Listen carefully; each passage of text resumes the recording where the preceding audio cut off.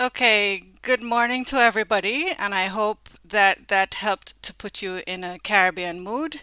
That was a song and more importantly, some very pertinent images from St. Vincent and the Grenadines, where they have just gone through a recent volcanic event, and I thought it was a good way to start us off. Now, if I could only stop the music, there you go. Welcome to you all. To the panelists and to the attendees. We are at 30. We have 87 registered.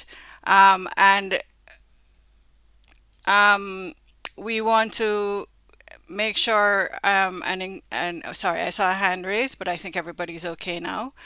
I saw a lot of familiar names on the list, but I also saw some new names and some new countries, Pakistan and Croatia and Burkina Faso. So I am particularly thrilled to welcome them as well.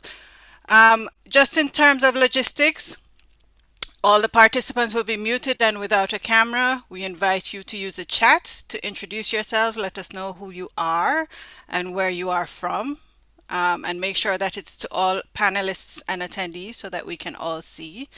Please try and separate out the questions in the question and answer button. It makes it easier for us to direct the questions to the panelists. And we will work on sharing as many of the questions as we can during the sessions. The session is being recorded, and there is also translation available in Spanish by clicking the translation button at the button at the bottom of the screen. Please let us know if there are any issues with that. With that, my name is Karen McDonald Gale, and I'm the moderator for this session. My title is Conservation Finance Program Manager with the Caribbean Biodiversity Fund. And my job here today is just to make sure everything runs smoothly.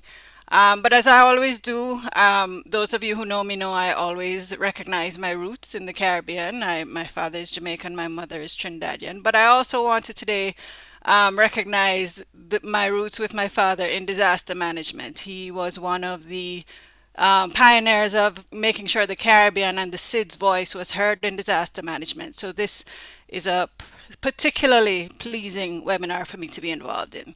So welcome to all, and I hand over now to our Chief Executive Officer at the Caribbean Biodiversity Fund, Yabanex Batista, who will give you some opening words and will introduce the panel. Yaba? Thank you, Karen, and good morning, all. Welcome, bienvenidos. It's really a pleasure to be here with you all.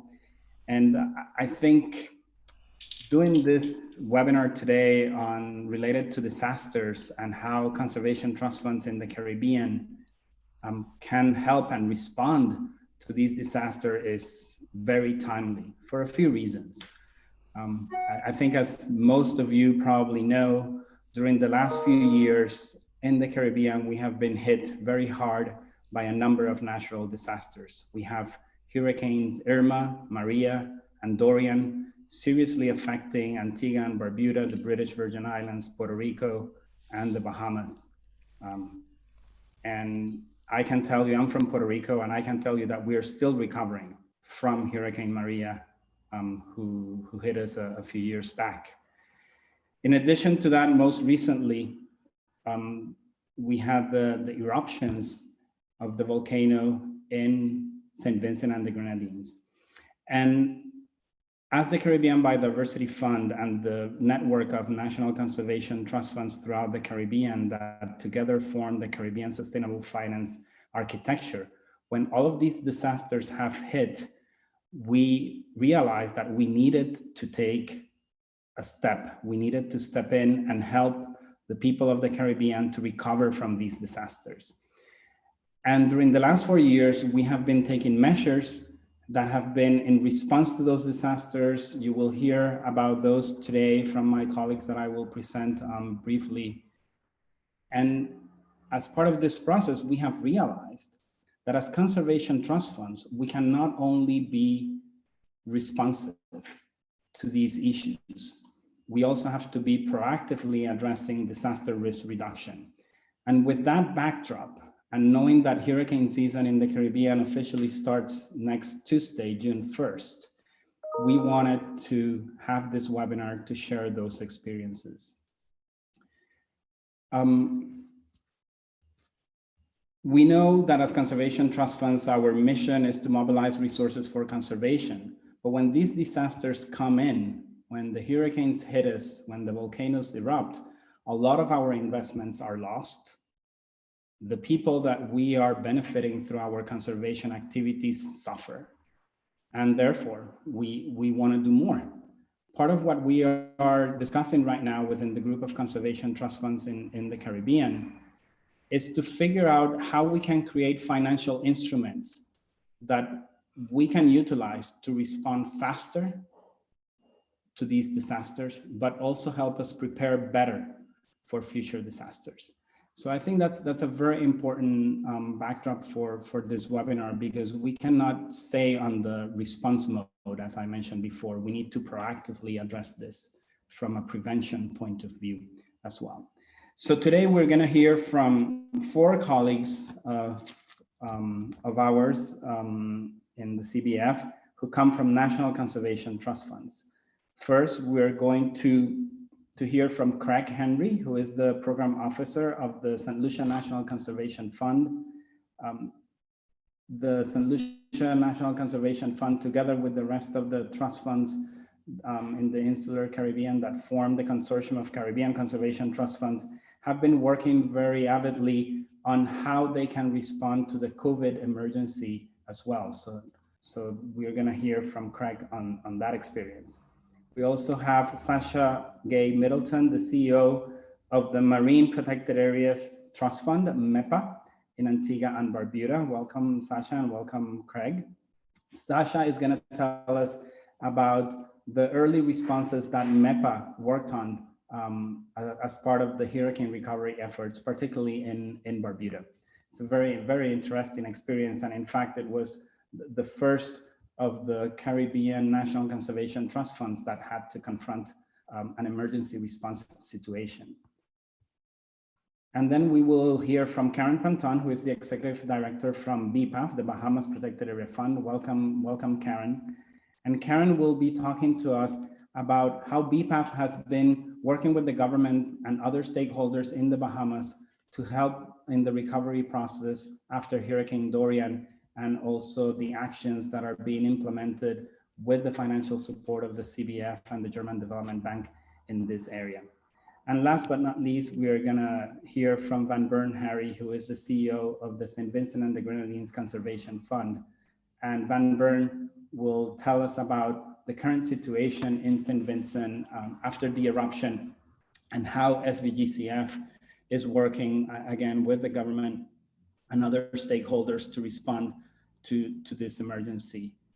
And I think after these presentations, we probably are gonna have a lot of questions and ideas on how us conservation trust funds and the environmental community in general should better prepare for future disasters. So thank you very much to all for being part of this panel, and to the audience for being with us. And with that, I would like to turn over back to you, Karen, or Craig, I guess. Thank you. Thank you very much, Yaba. Yes, just quickly to say, we will go ahead and just follow the presentations in the order that Yaba just outlined. So I welcome Craig to share his screen. You have your permissions, Craig, and to begin the presentations. Thank you very much.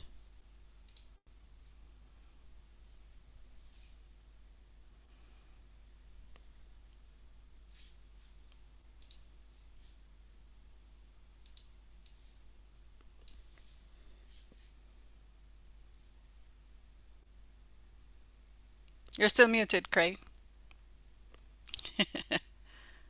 All the time. My apologies. Yaba, thank you very much for that introduction, Karen. Thank you as well for you and your team for organizing this important discussion ahead today. I welcome all our participants from all over the world, and of course my co-panelists. This is going to be a very interesting one, given that the nature of our Caribbean region's vulnerability to disasters, And of course, our ability to be resilient depends on our capacities and of course, these discussions that we're having here today. So I thank you for that. I, of course, work with the Saint Lucia National Conservation Fund. I've been with the fund for a little over a year now in various capacities, of course, and my capacity today is to talk on behalf of represent Consortium of Caribbean Conservation Funds, which really is a voluntary association of 8 national conservation trust funds who operate within the Caribbean Sustainable Finance Architecture. We are all independent national entities with legal standing. Some of us are privately incorporated, others have been established by legislation. And the general purpose, as Yaba mentioned, of all the trust funds are to secure and provide sustainable financing for nationally determined conservation priorities. The nature of my presentation today, of course, I'll speak a little bit on the consortium and how we came about, and then go into the heat of the meat of the matter with regards to our response to COVID-19. Of course, we recognize and observe the pernicious impact of the pandemic on our economies, our social life, but even on our biodiversity. Like I said, it's a very pertinent topic given that the nature of our mandates across the region and the fact that we work with ecologically dependent communities to sustain themselves and at the same time sustain biodiversity. So we have, of course, the membership of the various trust funds from the Bahamas to St. Vincent, Bahamas in the south to St. Vincent in the south. The CCF intends to advance and coordinate our efforts at our mandates, again, related to conservation finance, and specifically with reference to biodiversity protection, raising funds so that we can address resilience issues, we can address climate change adaptation, climate change impacts, and restore ecosystems so that they can support not only livelihoods, but they build our resilience to climate change and to our other weather events. At this point in time, we're also considering including disaster response as the scope of operations for all our funds. Given that nationally, our mandate is to secure long-term financing. Interestingly enough, the pandemic caused all of us to have some very interesting discussions last year, and they were very frequent, I must say. And we recognized, and it forced us to recognize that we all have a joint interest and collective responsibility, and to share our resources where we could, to support each other and to amplify our efforts at addressing some core issues related to conservation and biodiversity protection, and of course, natural resource management. And of course, these discussions led us to having various exchanges into how it is that we could better ourselves in support of our own national mandates, but also international commitments, for instance, such as the Paris Agreement, 30% by 2030, and the SDGs. So the consortium really provides an opportunity for regional level of coordination and cooperation among members, and of course to interact with other entities in that regard. And the COVID-19 pandemic, interestingly enough, again, provides a context through which the CCF, or the consortium, was conceptualized. We all know the impact of the pandemic globally, but of course, for us regionally, given our vulnerabilities, set us back years, or could set us back decades in terms of our economic development, our social, our socioeconomic statuses. And of course, we all know that during crises, the natural and ecosystems tend to undergo severe pressures, given that given the dependence that communities begin to have when you have situations of loss of employment, diminished returns, diminished, shall I say, prospects for personal growth, and even poverty, and even food security. So given that the pandemic had the exacerbated impacts on all our economies, and especially our communities that were already facing severe challenges, we recognized that there was an immense pressure for us as a conservation funds to try to assist in any ways that we could. We also recognized that for us institutionally, there was grave uncertainty for all of the NCTFs, the Conservation Trust Funds. Our core portfolios, our core functions, especially fundraising, became a challenge because donors or funders were also uncertain as to, especially during the peak, as to how the pandemic, how long it would last, how we were able to deal with it, given that there were no vaccines, or we had no vaccines, or there were no ways to treat, and the effects of it were so widespread. So we had a challenge in terms of fundraising and even grant making. We also had to look internally and assess whether or not we needed to reduce our own staff structures or reduce the scope of our operations.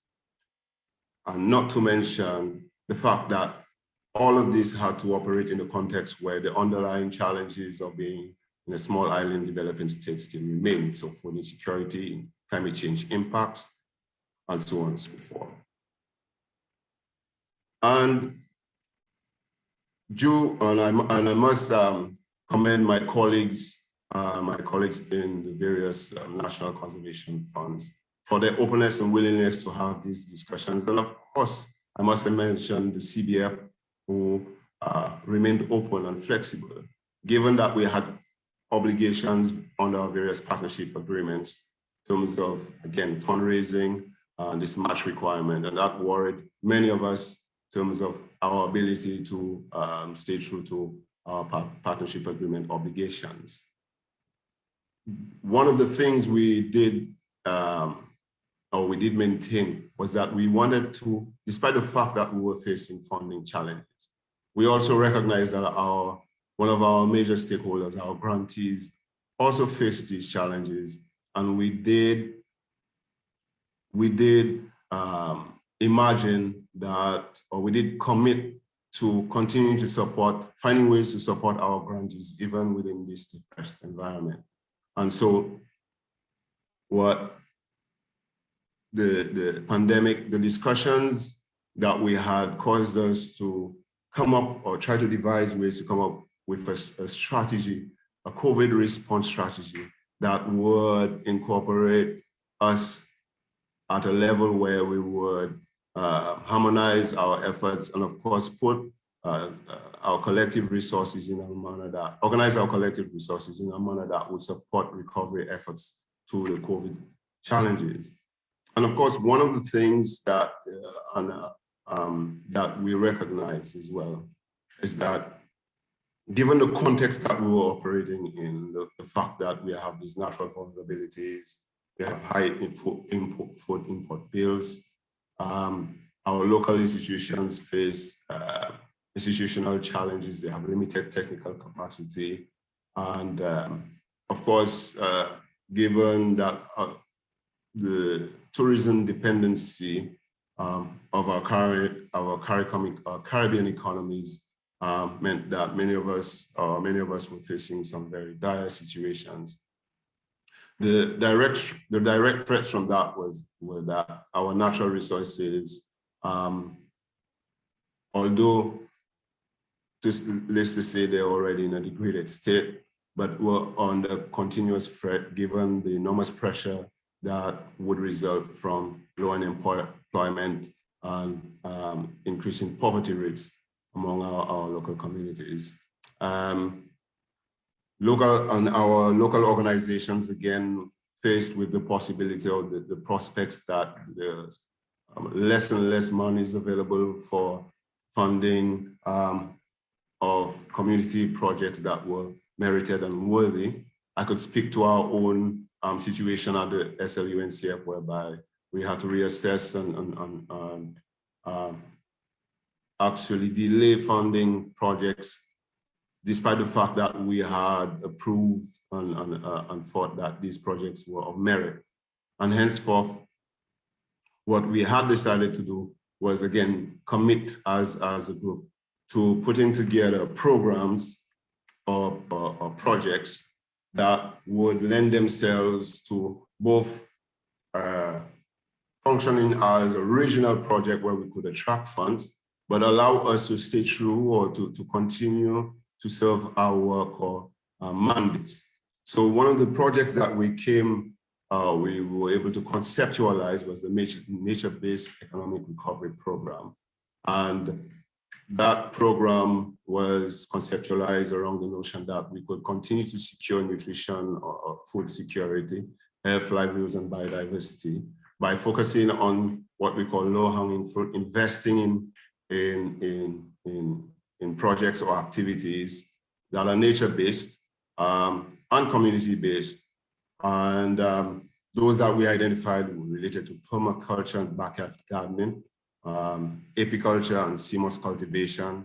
And of course, given our tourism-oriented economies, advance the cause of responsible village-based tourism so that we could, again, restore or bring back the natural resource, sustainable natural resource use to the fore of how we organize our economic activity going forward.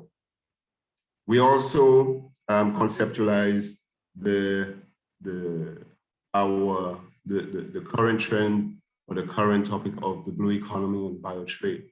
And with respect to the Caribbean region's enormous potential for marine investing or developing an economy that is more marine-based or has the marine resource as more and more as a sustained factor, we recognized that there was an opportunity for us to also participate in the discussions, in the plannings, and even devising activities or projects, facilitating discussions that would lend themselves to exploring more and more what the blue economy is about, what are the opportunities for a region that is has already some investment in marine-related activities. When we speak of fisheries, speak of underwater dive tourism, but also natural marine-related resource management, but also non-traditional investment opportunities when we speak of biotrade and blue bonds and so on and so forth. So the whole point was to attempt to facilitate those kind of discussions and provide a framework whereby all our trust funds could not only participate in those discussions, but understand what the opportunities there are. So given these various contexts, we of course felt it necessary to develop these two projects as conceptualized along the lines that various discussions that we were having with potential funders would focus on these. Of course, these programs need to be fine-tuned, and of course, they require significant resources, technical, financial, or otherwise, to be developed and to be applied and to be executed in the region. I will now turn back to our consortium, given that the consortium of Caribbean conservation funds is relatively new. And we are stepping into an area whereby we are trying to, many of our members are newly established, so they're still finding themselves or finding the way, growing. You could say some of them are startups. And so coming into a consortium arena has advantages whereby we could provide support and to help build the capacity of our members, but also be able to represent externally, not only within the sustainable finance architecture of the CBF, but also to represent in the external space, speaking to other funders, donors, philanthropic organizations, so on and so forth. So given that all of our discussions, and given that we have had the opportunity to present projects on behalf of the consortium, where we did apply for a project under the EBA facility, ecosystem-based adaptation facility for project last year. That was a very educational and very inspiring experience where it told us a lot in terms of our ability to coordinate discussions and to plan regional projects, but it also meant that there was an opportunity to refine our own structures, to decide how it is best that we can move forward with ourselves, with how we govern ourselves. And so right now we are at a point where we are finalizing a governance arrangement among ourselves. It's basically a gentleman's agreement, given that we would all want to maintain our independence and have flexibility, recognizing that we are also bound by our own national priorities. But we recognize that there is we have to operate within a framework structure that provides organization predictability. We would also like to expand our membership. Of course, I would like to congratulate the Haitian Environmental Fund on being on the partnership agreement with the CBF. We're also going to welcome them into the fold of the consortium if it is that this is something that they're interested in. And we're looking forward to Dominica and of course Guyana. We are also looking forward to the strengthening of our own institutions and cooperation or disaster response to our work programs. And I must mention the importance of monitoring and evaluation and learning to improve our project implementation cycle. Of course, all that cannot operate outside, and I must emphasize the realm or the CBF sustainable finance architecture, and hoping that the disaster response is something that we take seriously, given what we experienced last year and given our continued vulnerabilities that exist outside the COVID-19 pandemic. So with this, I hope I have not bored you, but thank you for the opportunity. And I say have a good day and welcome to everybody once again. Thank you so much, Craig. I'm not going to say much in between, just to welcome Sasha Gay Middleton, who is from the Antigua and Barbuda National Conservation Trust Fund, MEPA Trust for short, and she will be presenting next. And also to add in particular for the consortium that, as Craig mentioned, the CBF is very pleased to be working with the group and to see the expansion and growth of the trust funds as singular individual units and trust funds and as a consortium. So thank you very much. And welcome, Sasha. Please go ahead and share your screen. Sure.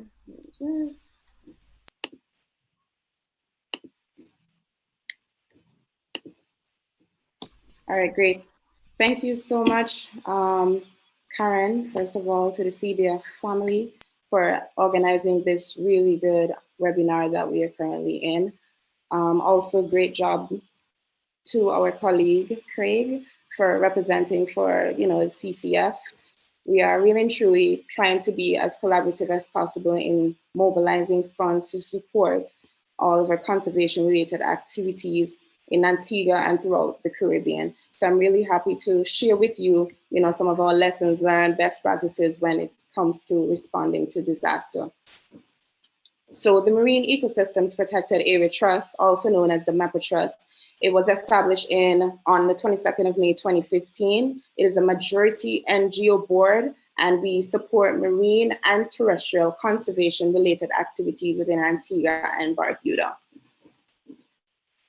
Our mission is very, very simple. It's to work with multi-sectorial partners to catalyze the support and protection, recovery and effective management of Antigua and Barbuda's protected areas to build the resilience to the impacts of climate change. And our vision is Antigua and Barbuda's marine and terrestrial ecosystems are vibrant, healthy, and natural human communities are adaptive and resilient to change, and ecosystems are sustained for future generations. What Yaba said in the beginning was that, we also have to move with the times, right? We have to adapt to change as well. And when we do not respond to these natural disasters, the resources that we all had allocated goes down the drain. So therefore, the MEPA Trust had to ensure that, we had to step in and play a part in trying to help with the disaster relief that happened in Barbuda. Now in 2017, September to be exact, Hurricane Irma completely devastated Barbuda. It was categorized as a category 5+++. Listen, if there was a category 8, that is what the equivalent would be, right? It was stated that it was one of the worst hurricanes in over 100 years, right? It had 15-foot waves, 185 miles per hour winds. It completely devastated our small island. And Barbuda is actually, the total population in Antigua and Barbuda is about 90 to 100,000. And in Barbuda, it's about 15 to 1,800 individuals living there. So trust when I say that it was completely devastated. I'm thankful at the same time that we didn't have much fatalities. We only had one, but really and truly, as you see on the picture here, this is what it is. This is no photoshopping or anything. This is what really and truly happened. At least 90% of the infrastructure was completely damaged in Barbuda. Now, the impact that this disaster had was that it impacted many people's livelihood. As you saw in the pictures as well, housing and infrastructure was completely damaged. The health sector was also impacted because of the different, we only have one single hospital in Barbuda, and that was completely damaged. Telecommunication, electricity, water was completely gone. We could not communicate with anybody in the sister island while we're there, and it was really and truly sad to say that, because that hurricane was supposed to actually come to Antigua. We were bracing ourselves in Antigua to get that hurricane, and at the last minute, it took a shift and it completely went left and went straight to Barbuda. The water as well was contaminated as a result as well in Barbuda. So there was so limited food, limited water, there was no electricity, sewage and waste systems was completely gone. So everything was going within, seeping within our oceans, damaging our ecosystems, all of our mangroves, agriculture and fisheries completely lost, fish died, and overall it impacted the people. And when I said impact the people, not just from all the things that I've listed, but also, it messed with them, their psychology was, being there, you were wondering to yourself that at the end of the day, would you make it? And you went through something as devastating as this, so emotionally, individuals basically, they were tapped out, they were really and truly gone. And it was depressing that they now had to live in shelters. Women had to be separated from their husbands because of the different gender issues related to, having just women in specific shelters and men in specific shelters. So it was very hard to see families being broken and watch all of your hard work go down the drain. The total damages was US 136.1 million, with the productive and social sectors mostly affected. You had the tourism sector accounted for 44% of the damages, followed by housing, which accounted for 37% of the damages. The total losses included was over US $18.9 million. The recovery needs amounted to US $222.2 million. Of that, the government indicated that we need at least 0.35 million for the water and sanitation sector because the water resources were, as I said, contaminated. We also lost 2,177 fish traps, which also impacted a lot of people's livelihood. You were not able to eat and you were not able to make, a living by selling, fish. So it was really and truly a hit for everybody. So the conservation-based needs after disaster was that the mangrove restoration, so one of our national parks there, Conjunction Lagoon, it was also gone.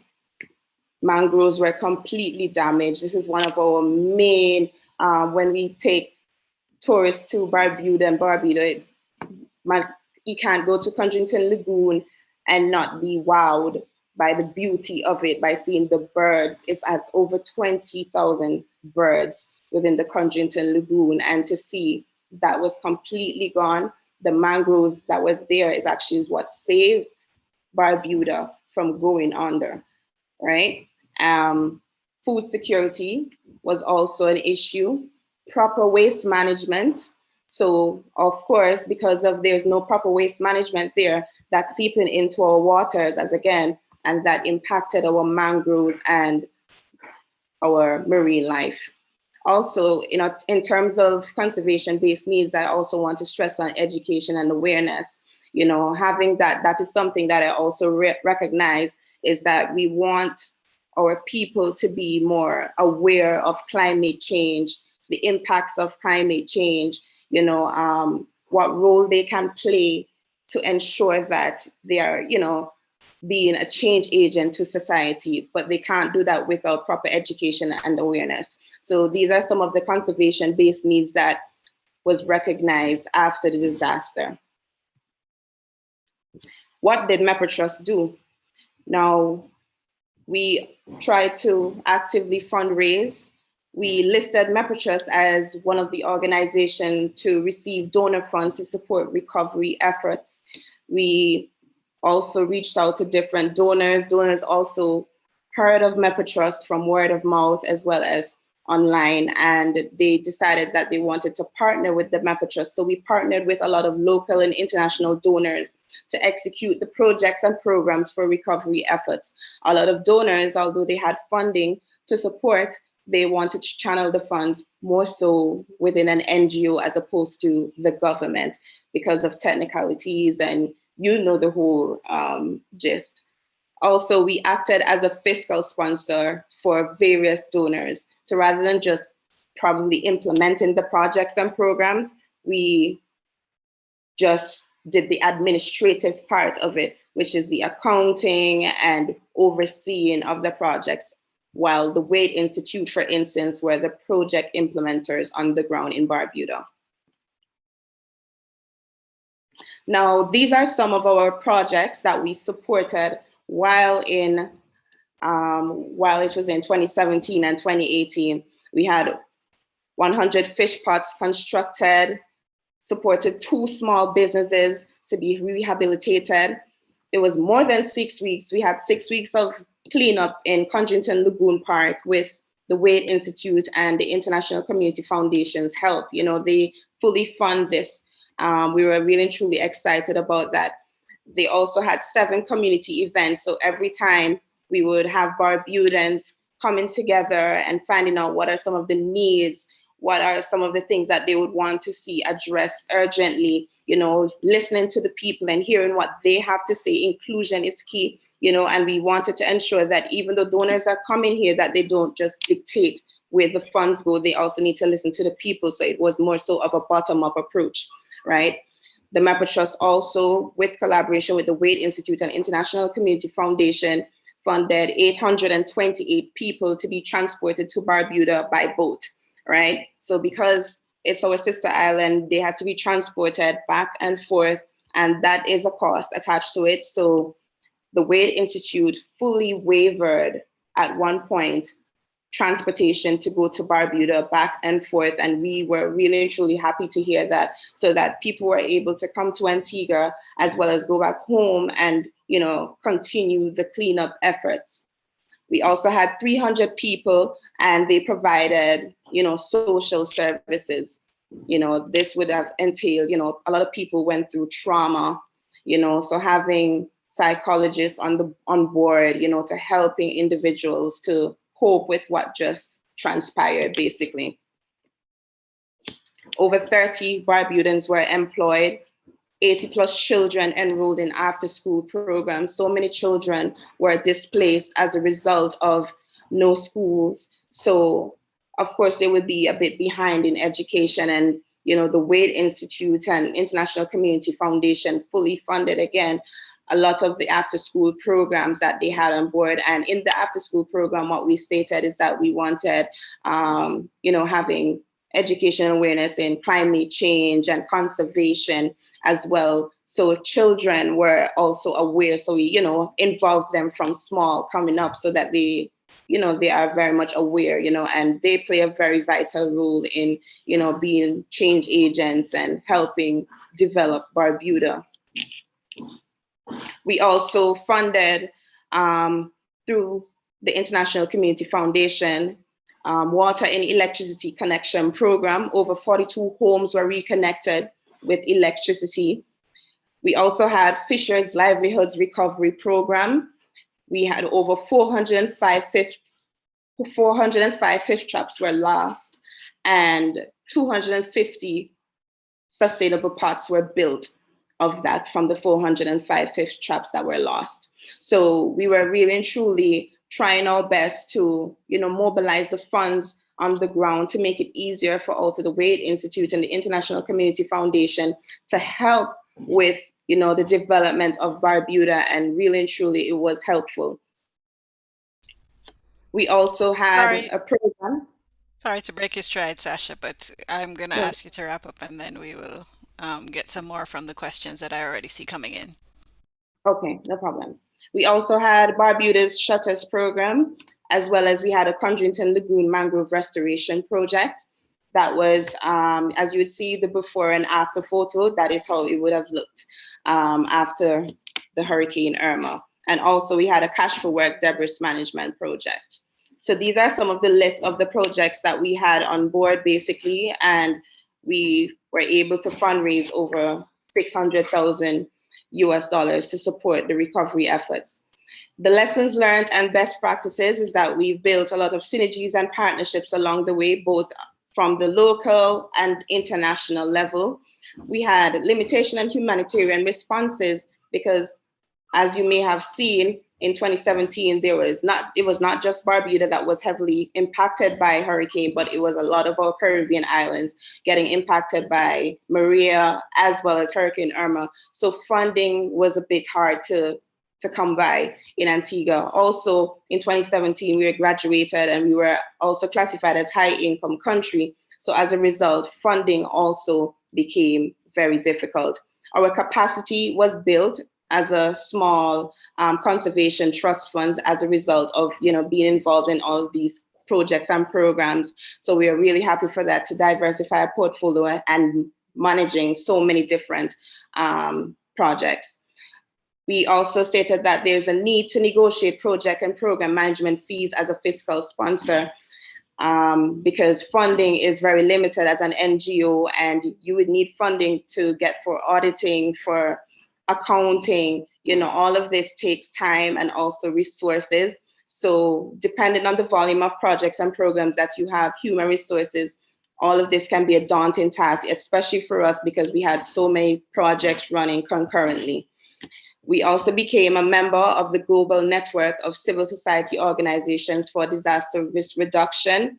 That's one of the largest societies in the world, and it's really and truly there to help countries in disaster relief. we also have a network support with other NCTFs and NGOs that possibly will be going through experiences such as these, and we are more than happy to help. And that is it. Thank you. Thank you so much, Sasha. And I know it was all very interesting. I am so sorry to rush you, but you will have time as well at the end.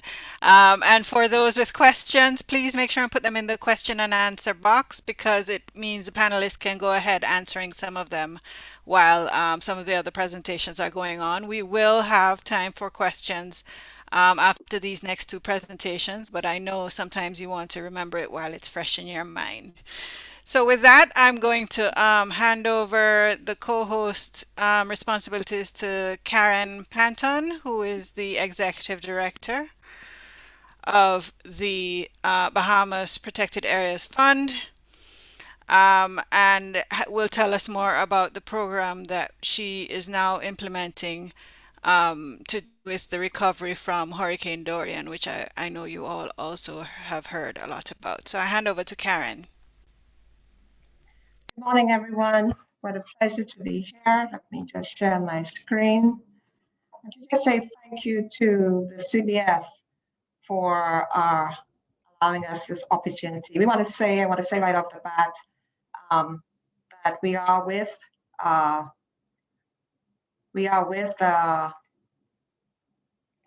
St. Vincent and the Grenadines, and we want you to know that we are very supportive of all of your efforts.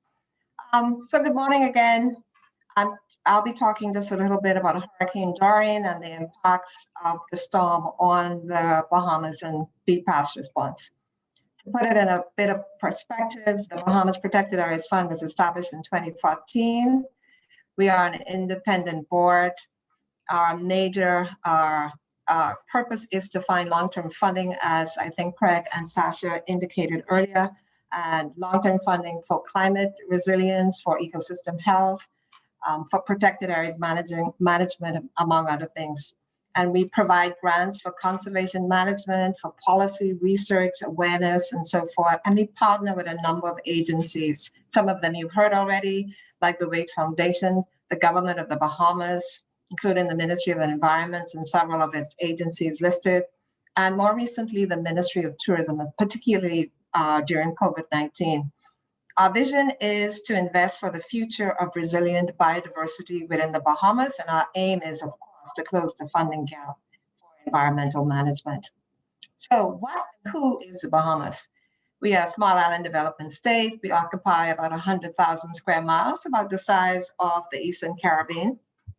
5% of our total area is land, and of that 5%, 80% is within 1 meter to 1.5 meters of sea level. So low elevation coupled with sea level rise places the Bahamas one of 4 top countries to be impacted by climate change. And we saw this, we've been seeing it from 2012 and more recently from 2015, the Hurricane Joaquin, in terms of the number of deaths and the level of destruction that's happening across our islands. By far, however, the most significant natural disaster that we've ever faced was Hurricane Dorian in September of 2019. It was the strongest hurricane ever recorded in the Atlantic, with sustained winds in excess of 145, some persons have said 220 miles an hour. So this hurricane actually settled on the Northwest Bahamas, Grand Bahama and Abaco, for about 48 hours. And it brought a storm surge from 20 to 25 feet. In some cases in the Eastern Grand Bahama, the storm surge was as high as 30 feet. It was 30 feet high. 74 persons were confirmed dead, another 282 missing. However, we have had a very large undocumented sort of community or 2 very large undocumented communities in Abaco. And they believe that many of those persons who were there are fared lost, and unfortunately are fared lost. 70,000 persons were displaced, 60% of homes in Abaco destroyed or impacted, and at the time, for the 2 days, 70% of Grand Bahama was underwater. Extensive damage to the natural environment and hard infrastructure, And all in all, the Inter-American Development Bank valued the total damage and losses at $3.4 billion. The Secretary General of the United Nations said that in his visit after Hurricane Dorian, that he had never seen such destruction from a hurricane or any other natural disaster. You can see from some of the pictures here how Hurricane Dorian leveled Marsh Harbor and some of the communities around Marsh Harbor, destroyed and moved homes totally off of their foundations. Hurricane Dorian in the Bahamas is either called Hurricane Hell, or as we say locally, Category Hell. Some of the environmental impacts from Hurricane Dorian, severe destruction and damaged ecosystems, both terrestrial as well as marine. 17.9 thousand hectares of mangroves destroyed, extensive damage to pine forests and dry coppice, and long-term issues related to clean water. 25 to 30% of corals destroyed, particularly in areas around the national reefs. More recently, we discovered stony coral tissue loss disease, evidence since Dorian. And now not only has it been identified in Grand Bahama, but it's also been identified in New Providence as well, in areas of Eleuthera, Exuma, and San Salvador. We also had a very serious oil spill in eastern Grand Bahama. Only about 30% now recovered. The spill contaminated soil, groundwater, and MPAs within its vicinity. Beyond that, there was severe coastal erosion and extreme levels of debris observed in the marine environment. I want to turn your attention to the top picture, a couple of the pictures actually. In the top picture, this was a pine forest. And as you can see, the surge in Grand Bahama, in addition to the strength of the winds, of course, totally leveled, snapped pine trees and stripped them of all of their vegetation. In the sort of circle here are some of the casuarinas that actually toppled the heads of corals, and down in the bottom picture are casuarinas and other anthropogenic debris that actually made its way into the marine environment. Environmental challenges post-Dorian. So about a month after the storm, we met as a team, environmentalists and government agencies, to talk about what was some of the issues that we were seeing, and certainly the lack of data, in particular for assessments and baseline data, resource maps and so forth, were not available. There was a lack of information and control, accuracy and access, and some persons displayed a lack of trust in certain government agencies. No access to fresh water, and of course floodwater damage. What we had noticed in some of the islands as well, where we had built roads without any culverts, the roads were acting as dams. And in the case of forest areas where roads were fresh saltwater intrusion, we had determined that it was necessary to have the standing water out of the pine forest within 2 months, or else we would lose the remaining pines. There was a need for land use planning and no-build zones. And we noticed after the storm that some of the shelters that were designated for Hurricane Dorian themselves were destroyed. And again, persons were building in flood zones and so forth. So there's definitely a need for more land use planning and certainly for no-build zones. One other area that was discussed during the meeting, of course, was having a register of local experts and the means to vet foreign scientists and environmental groups who are actually, I should say, some volunteer smugglers who are acting as scientists and environmental volunteers. That was noted as a real problem during the cleanup. How did Bpaf respond to Hurricane Dorian? I want to just say here that we got a lot of assistance from other NCTFs, like the MEPA Trust and the Saint Lucia Trust. We were giving a lot of support. They had gone through their own disasters. And so when Dorian came, we all came together and you know, they were just instrumental in helping us think through and develop our approach to how we should go forward.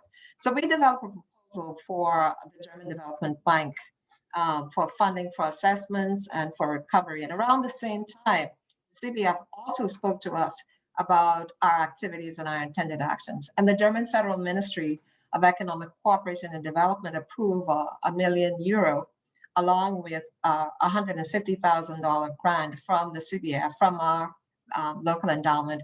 Bpaf then had a sizable pool of funds for Dorian relief. So we immediately got together first call for proposals under that grant for recovery efforts in and around Grand Bahama. We're also pleased to say we were also able to specify water purification systems and renewable energy initiatives in and around Grand Bahama and Abaco for funding. For our first call, we got 4 projects approved by our grants committee, review committee. Some of those grants related to Mangrove Restoration in the Little Bahama Bank, which is a fishing ground and a nursery.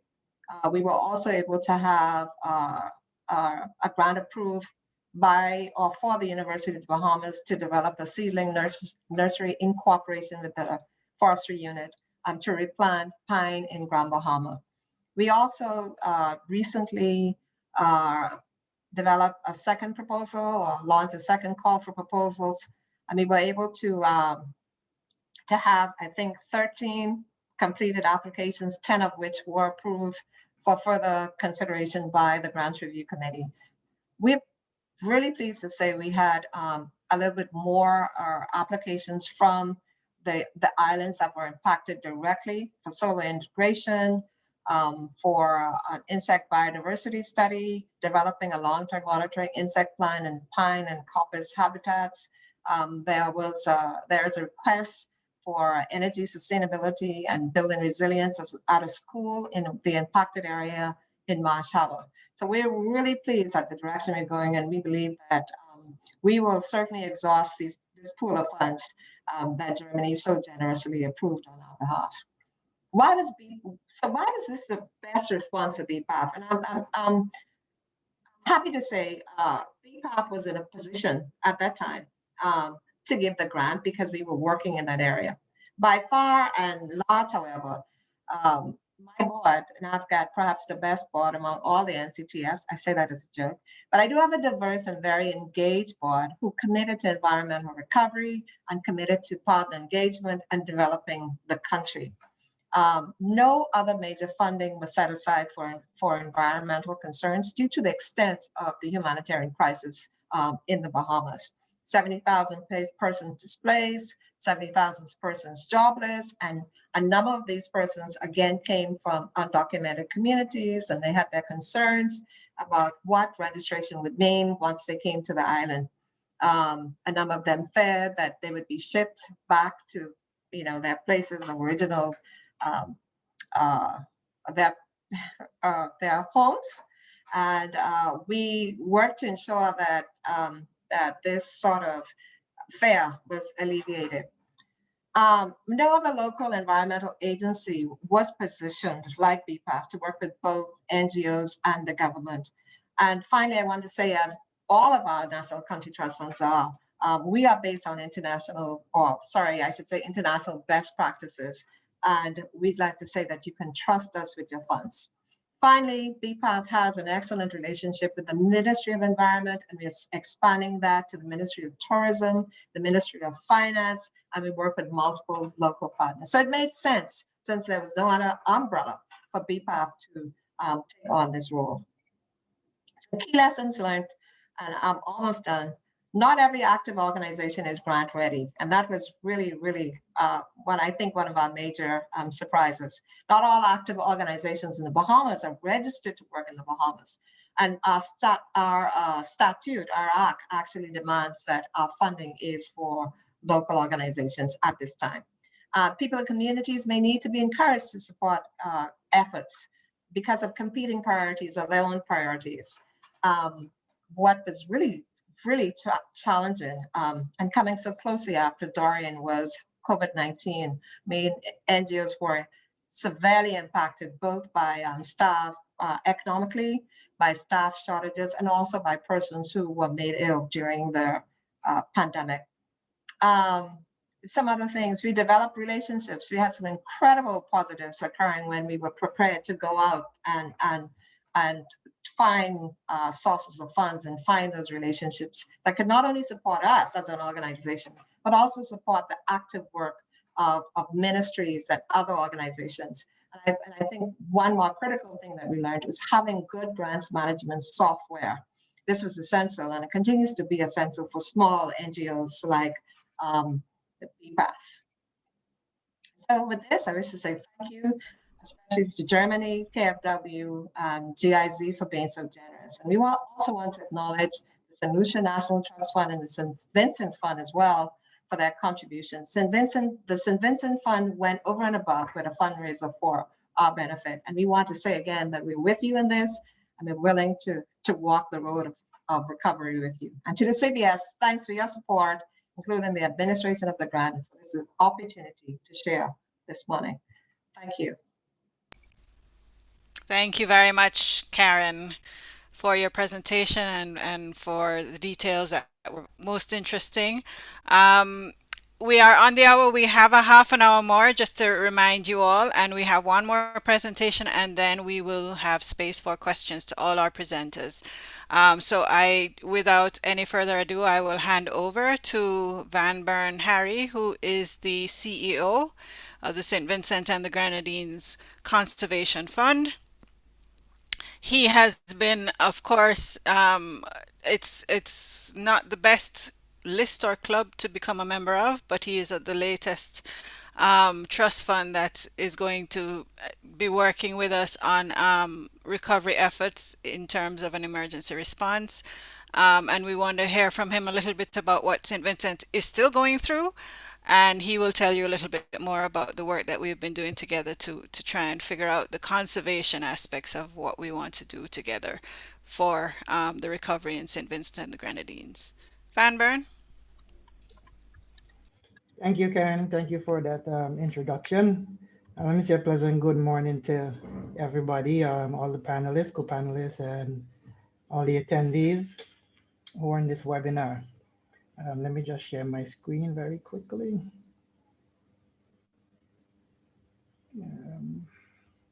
Share screen. Yep. Okay. I hope that everybody can see my screen. Yes? Yes, we can. Okay, lovely. All right, so we go right into it. As you know, St. Vincent is still going through the effects of the volcano that erupted. But before I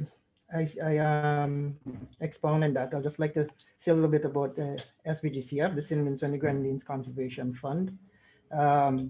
We were established in 2015, and our general purpose, as the other panelists, Saint Lucia, MEPA Trust, and Bahamas would have already mentioned, our general purpose is similar. The SVGCF is governed by a wide range of actors from the public sector, private sector, and NGO. Our vision is to ensure that marine and terrestrial ecosystems of St. Vincent and the Grenadines are healthy and communities are active stewards in its conservation and management. And our mission is to provide funding to support conservation of biodiversity in St. Vincent and the Grenadines. And we fund a wide range of projects, which is similar. All the conservation trust funds throughout the region are set up with a similar structure, and we support similar activities. We fund a wide range of projects and work with wide range of stakeholders from private sector to academia, local and regional NGOs that are legally established in St. Vincent. Of course, the private sector and local community organizations and community bodies and other local entities. Now, the volcanic eruption,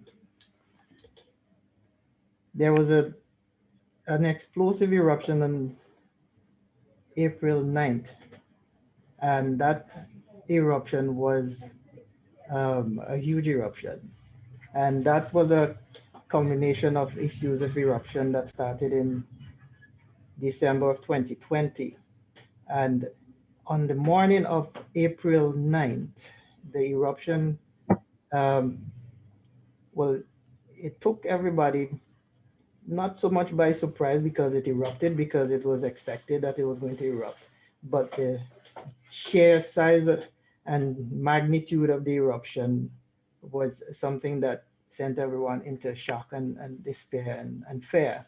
And as you can see from the images on my screen, which are different vantage points on the island of that eruption on that day, you can see the power of that explosion and how high into the atmosphere all that ash went up. But luckily, the eruptions over time, the lessons, we had about 30 explosive eruptions, and each time it lessened and lessened. And on May 6th, the alert was lowered. So we are now on orange alert. And that was, of course, based on recommendation from the University of the West Indies Seismic Research Center. We are thankful, of course, that there are no deaths related to the volcanic eruptions. But through it all, there was some power loss. There were issues with water supplies, disruption to water, and contamination of water for a period of time. And of course, there were displacement of about 20,000 persons from the red and orange zone. Now, the volcanic eruption, while there are many factors to consider in a volcanic eruption, the ashfall is one of the most devastating, and it can have far-reaching effects that can last and linger for years to come. If you can I can draw your attention to this picture right here, which has the coconut trees. You can just see that the coconut trees are almost they're drooping, and some of them have broken down, some are close to touching the ground. That's because of the weight of the ashfall on vegetation. On the picture at the top, we can see a community on the leeward side that has been covered in ash. On the picture at the bottom, this is an aerial view of farmlands in a northern community, Sandy Bay, on the windward side. And we can see that the entire area has been covered completely in ash, and all the crops are totally smothered. So ashfall has a far-reaching effect, and it's a very pervasive volcanic hazard that can impact and linger for years to come. The entire country, as it was blanketed in ashfall, and it had tremendous effects on the air quality. The air quality not only became poor, but it was hazardous. And it threatened the health of everyone in St. Vincent. But not only that, apart from the air quality, we had significant loss to agriculture. And most of the agriculture is really in the northern side of the island, which falls smack in the red and the orange zones as well. And it accounts for about 80% of the agriculture that is produced in St. Vincent and the Grenadines. So the impact of the eruption in the red zone and orange zone would have decimated a lot of agriculture, which of course had a lot of economic losses.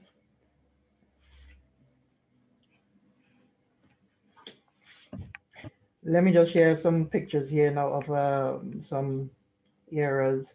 And as we can see, most of the pictures that I'm sharing is attributed to the effects of the ashfall. Not so much the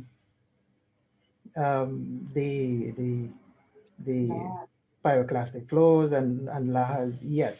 But the initial stages of the volcanic eruption, the ashfall is what was affecting the island on a scale that would have decimated agriculture, displaced persons, loss of livelihoods, loss of property, because the weight of the ashfall and some roofs um, would have collapsed some persons' dwelling houses. And the it was just so overwhelming. But as you can see in this photo on the leeward side of the island, um, the ashfall is so significant it almost looked like if I don't know, a bomb went off there. But what the volcano would have done as well is it would have um, how to put it, it would have redefined or reconstructed some of the landscape due to the pyroclastic density currents. And these pictures that are on my screen here are pictures from the leeward coast, um, which represents down in the Richmond area, the valley of the Walboo River and Laracay. Um, to the bottom of the screen, the photo that you're looking at, this is evidence of the pyroclastic density currents and how they've settled and completely changed the landscape. There was a flowing river here, and as we can see now, that it has totally changed that area and the landscape there. The river is completely gone and has diverted elsewhere, and the drop from the accumulation of material that came down from the volcano, you can see right now is very high. But with all the ashfall, there were some rains as well. And of course, one of the other hazards of volcanoes, apart from the ashfall, is the lahars that come down, which is the ash mixed with mud and rain that comes down. And and as we can see in the photos here, they cause significant destruction to property and also decimated a lot of vegetation coming down. You can look at the pictures here and see the results of these devastating events that took place. If you look at this picture here, you can see where the water line is when those lahars came down. And on the picture on my right, you can see some of the debris and boulders that those lahars brought down in that community. This is the community on the northern side of the island as well, which is on the windward side in Sandy Bay area. And that area was one of the most impacted areas with regards to the volcano and the devastation that it caused on the island. These are some other photos of the results of those lahars that came down. You can see destruction to bridge in that area as well. This is in Fancy, which is also on the northernmost part of the island on the windward side. And of course, we can see some of the results from lahars coming down and bringing down some massive boulders in their way down. This is in the Fancy River as well. There was significant biodiversity loss, of course, with all those events that took place, lahars, pyroclastic density currents, ashfall, and the protected areas or conservation areas would have suffered tremendously. The pictures that are on my screen now, these are pictures from the La Sofre hiking trail, which is on the windward side of the island. We can see the state of that area right now. It's covered in ashfall. There were structures that were destroyed, and collapse because of the ashfall as well. That's This true. is Yeah. this is another of the national parks protected areas, which is the Oria Salt Fund. This is in Oria on the northern side of the island as well. And we can see here as well, the ashfall is what really has been doing all of the damage. What you see in here is not a paved area or concrete, but the amount of ash that has accumulated due to the volcanic eruption. And we know how hazardous ashfall can be. This is photos from the Darky Falls. This is on the leeward side of the island. Also, one of the conservation areas and a recreational site for national parks. And we can see some of the destruction that happened to the footpaths and trails, structures collapse, ashfall everywhere, vegetation, and of course, not to mention loss to animal life in these areas as well. So what was our response to all this? We immediately reached out, given the gravity of this natural disaster. We immediately consulted with key government agencies like national parks, who also collaborated with the forestry and fisheries division under the Ministry of Agriculture. And we came up with the following activities out of that consultation with those key government agencies.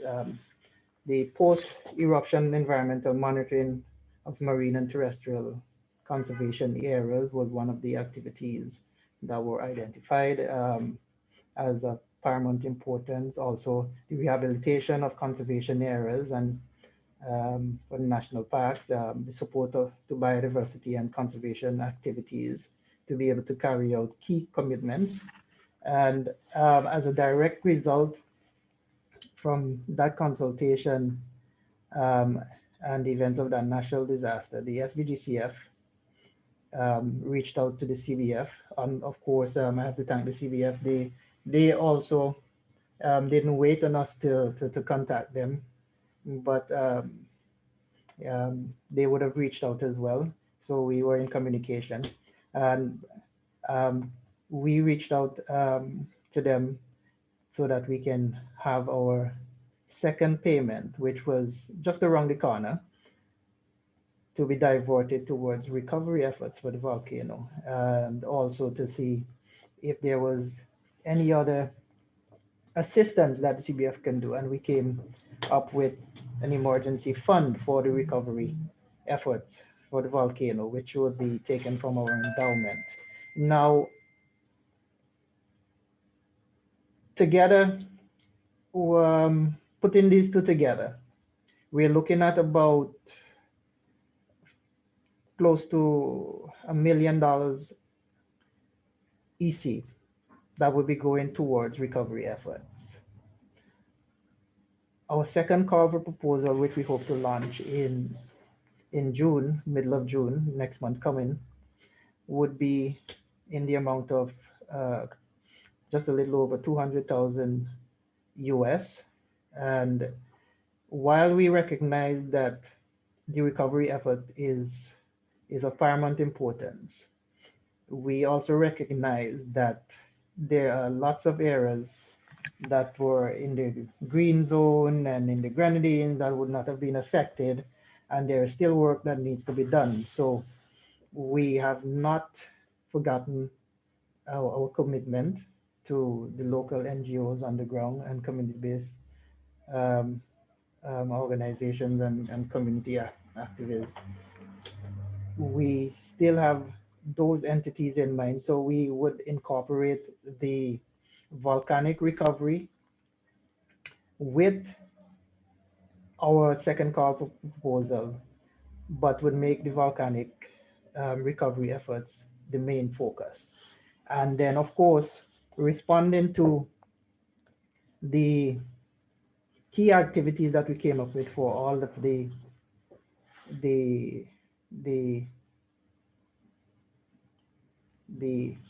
agencies, the public agencies, the forestry, fisheries, and national parks, we would then issue, well, not issue, we would then dedicate the emergency funding towards those activities. Some of the activities we would have consulted with the agencies, and they would have come up with more or less an activity and time frame for to getting some of those things done. As you can see here, some of the things that would be of paramount importance would be the procurement of supplies and equipment for rehabilitation and cleanup of work, rehabilitation and construction of infrastructure severely affected in protected areas, disaster recovery plans for affected areas, finance, coastal monitoring and assessment of beaches, financing, communication, education, public awareness, and marketing and tourism, with emphasis on the laissez-faire and geotourism, research on impact of the ashfall, lahars, and pyroclastic flows on marine and coastal and terrestrial biodiversity, and of course, watershed management interventions and response in watersheds and forested areas. Now, Sorry, Van Burn.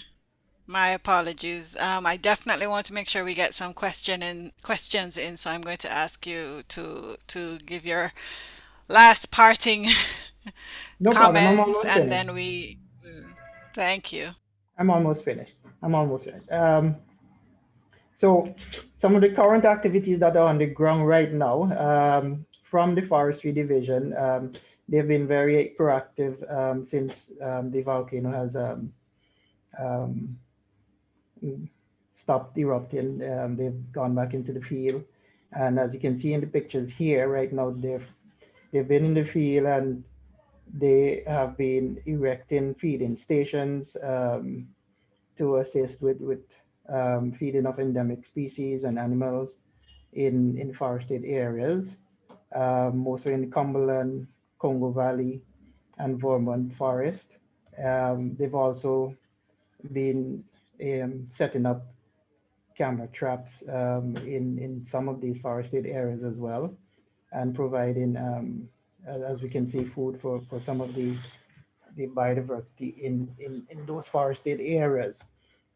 How can persons or entities assist to the volcano recovery? You can donate directly to the SVG Conservation Fund, and or of course, the SVG Conservation Fund can also act as a conduit for entities or organizations who are otherwise not able to receive funding directly, or where donors do not wish to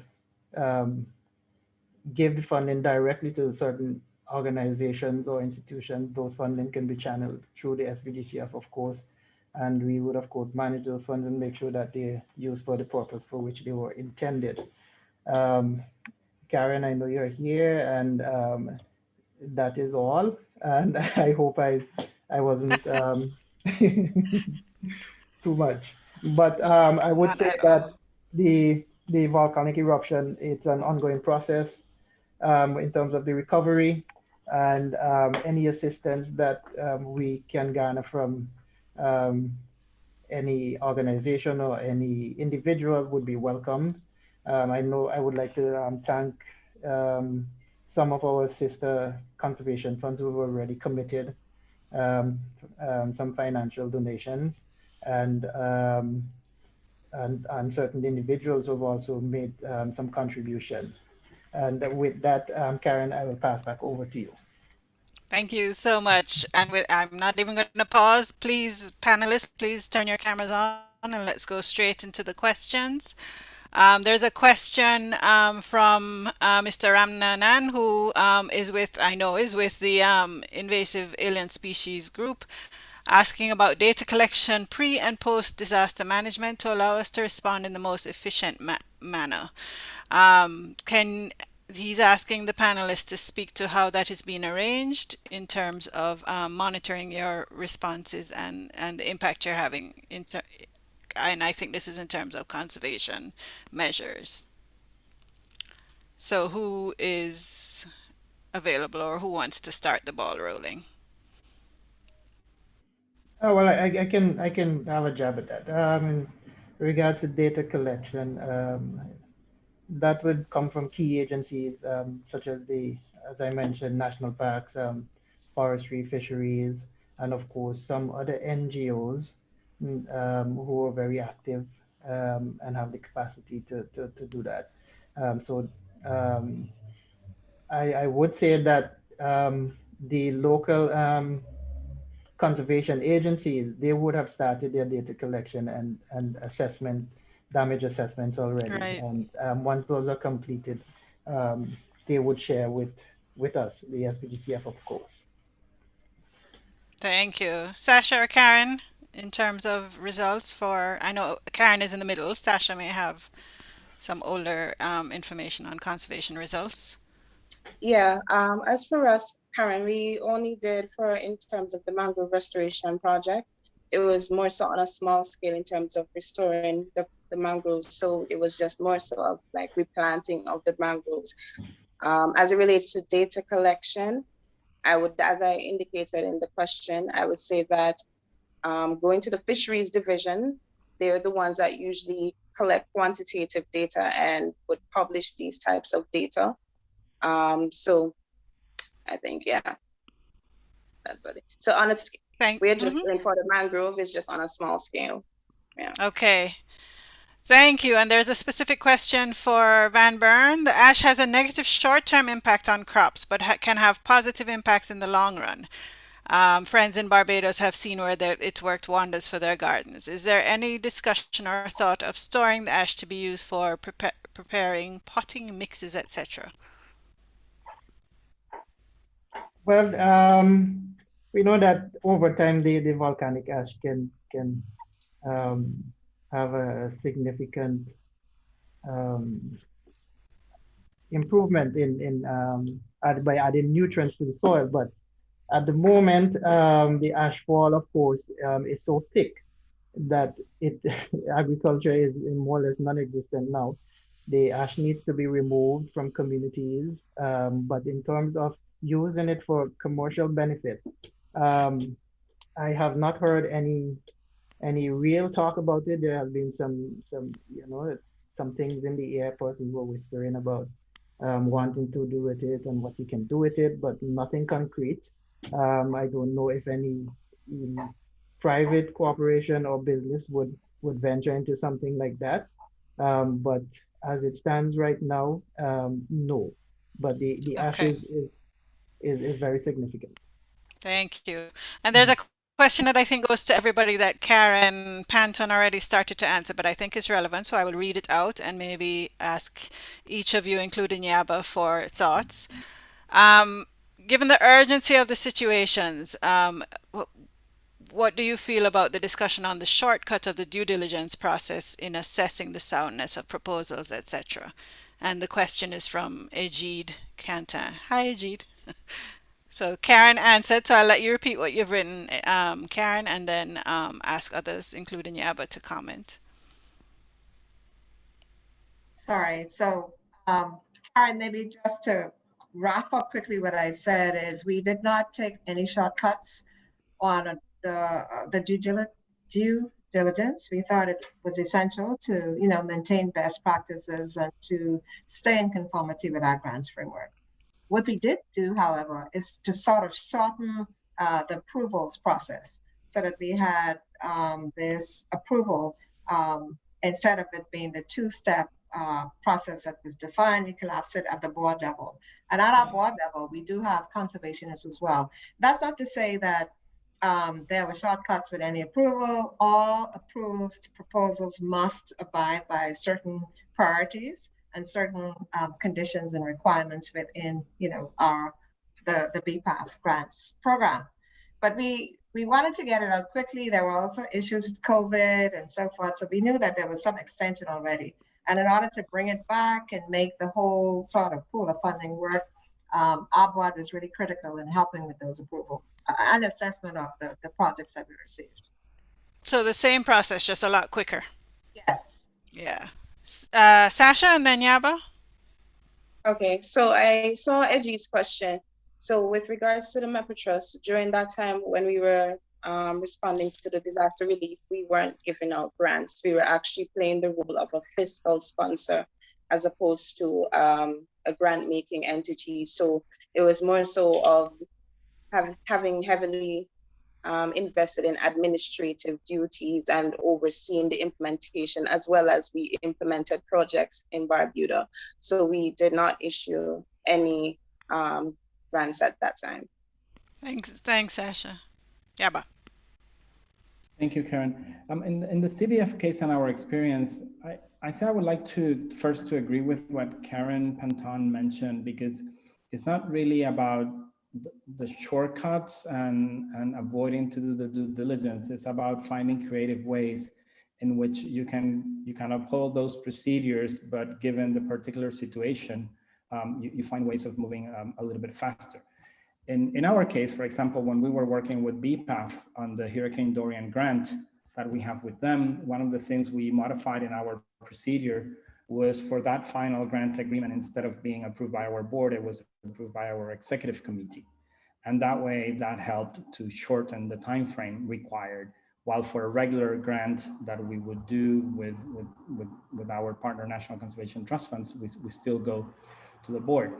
I would say the other thing that has really been different in this case for us, and the work we're currently doing with Van Buren in St. Vincent and the Grenadines, is that we are working really together and in hand to figure out what are the, let's call them the blanket type of activities that will require funding. And once we agree on those blanket activities, because it's an emergency response, then in this case, Bpaf or SVGCF then have greater flexibility to deploy those resources. So we modify the process that way as well. And in those grant agreements, for example, instead of having a lot of more specific requirements in terms of the activities, we have higher level activities that then allow them to have that flexibility for implementation. Thanks, Karen. Thanks, Yaba. Okay, we have a question here for Craig, and then I will check again if there are any raised hands or any other questions. If not, we will move to wrap up. Craig, your question was, are your backyard gardening food security grantees linked to hobby farmer tax relief program in Saint Lucia? There was a comment that's sometimes that's a useful program that's poorly promoted, and can be very functional. So that's specific for St. Lucia in terms of the idea of. For sure. So what I can say right now is that we have not actually gone into, we have promoted backyard gardening in terms of, for the general public. It is, we take every opportunity to promote what other entities are offering as well. So therefore, we have not specifically provided funding to support backyard gardening, but the program is under development. And what we also did last year was to map out possible linkages or synergies with other agencies who had similar programs whereby we could maximize the use of resources. So therefore, the government program is also an extension of that. And it is something that, again, we can promote when we can make more aware of when we promote the backyard gardening aspect of things. So it is something that is in progress, and basically that is quite correct. The promotion of these things is usually not that best and requires more resources and more time, effort. Thank you very much. And with that, if there are no more questions, I will look for a wave if any of the panelists want to say any parting words. If not, I will thank you all for joining us today for this webinar. I think the presentations were great. We've already had comments and kudos on the presentations and the amount of information that was shared in terms of not only in terms of the disasters, but also in terms of loss and damage, which was very important. And this twist that we definitely wanted to put on it, which is the role for conservation trust funds, particularly in recovering from the disaster situations in small island developing states. So thank you. This will be just the first. We had grand ideas of talking more about what will happen next. We will still do that, and there'll be a number of settings where we will be able to do that, starting with the Caribbean Conservation Finance Congress that's coming up, and you will see more about that on our Facebook page for CBF that we're co-hosting with the Saint Lucia Fund this year.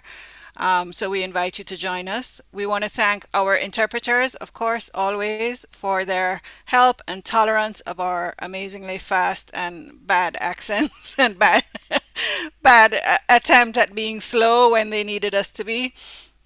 To my panelists and fellow presenters and CTFs, thank you very much for joining us. And to the group that has joined us, please feel free to follow up with us. The presentation and the recording will be shared. We will share, I will ask the panelists to go ahead and put their contact information in the chat while we wrap up so that you all can find them after this, but it also will be available in the recordings and on, of course, from us at CBF. Thank you again to everybody. We had at our peak over 60 participants and attendees. We hope it was interesting for you all and that you learned a little more about the CTFs, but also what the CTFs as Caribbean SIDS go through in terms of disaster management. Thank you all. Gracias a todos. Adiós. Thank you. Bye.